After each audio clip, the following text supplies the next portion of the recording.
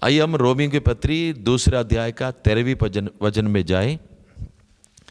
क्योंकि परमेश्वर के यहाँ व्यवस्था के सुनने वाले धर्मी नहीं, पर व्यवस्था पर चलने वाले धर्मी ठहराया जाएंगे। केवल सुनने से हम धर्मी नहीं ठहरते। परमेश्वर चाहते हैं हम परमेश्वर के वचन में चलें। सुनने तो जरूरी है। हमारा विश्वास कैसे आता है? परमेश्वर के वचन सुनने से विश्वास आता है। बाइबल यह कहती है, रोमियों की पत्री 10वीं अध्याय की 17वीं पद में लिखा है, विश्वास सुनने से और सुनना मसीह के वचन से। इसका मतलब परमेश्वर के वचन सुनोगे तो हमारा विश्वास बढ़ेगा, पर इतने में रुकने का कोई मतलब नहीं है। वचन सुन रहे, हमारा विश्वास बढ़ रहे, बस इसी में हमारा काम पूरा हो गया, ऐसा मत सोचना। जो वचन हमारे लिए विश्वास के कारण बन गया, उस विश्वास के कदमों में, उन स्टेप्स ऑफ फेथ में हमको चलना जरूरी है। वो बहुत ज़्यादा इंपॉर्टेंट है। विश्वास के कदमों में हमको चलना चाहिए। इधर रोमियों की पत्री पहला अध्याय की 17वीं पद में लिखा है, क्योंकि उसमें परमेश्वर की धार्मिकता विश्वास से और विश्वास के लिए प्रकट होती है।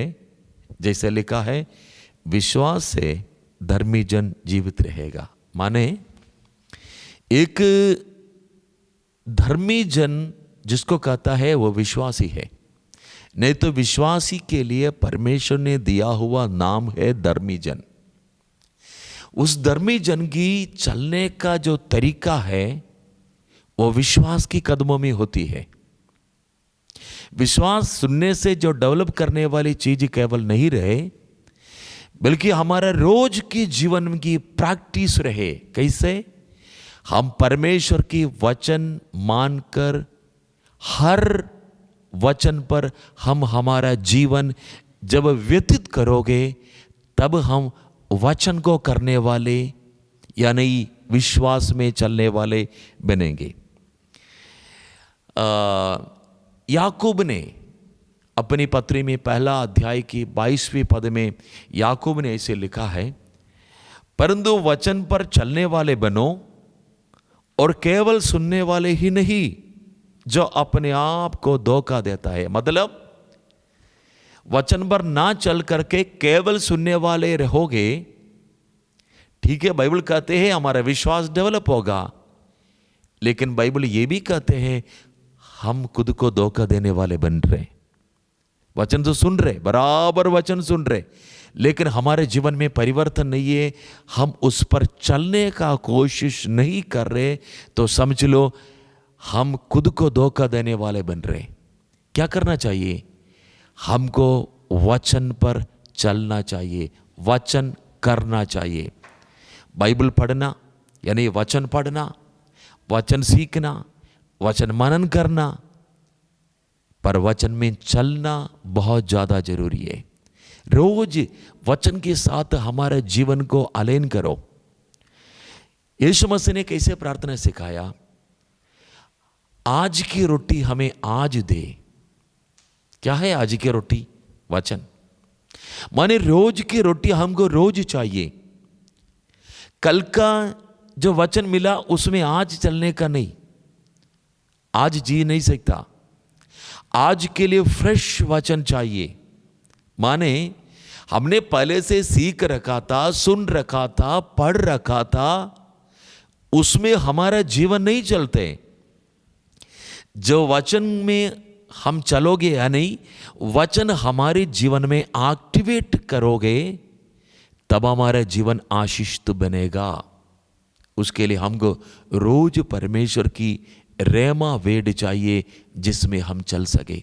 यीशु मसीह ने मत्ती के सुसमाचार 7वीं अध्याय का 21 पद में जो कहा है, जो मुझसे हे प्रभु कहता है, उनमें से हर एक स्वर्ग के राज्य में प्रवेश नहीं करेगा, परंतु वही जो मेरे स्वर्गीय पिता की इच्छा पर चलता है, यानी मेरे स्वर्गीय पिता की वचन पर चलता है।